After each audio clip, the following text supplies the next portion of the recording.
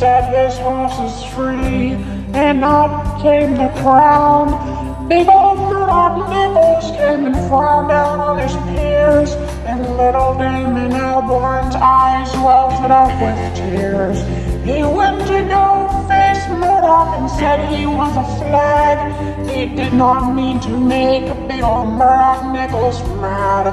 Murdoch stormed away with his fancy little dress. Then he went to go and talk to the press.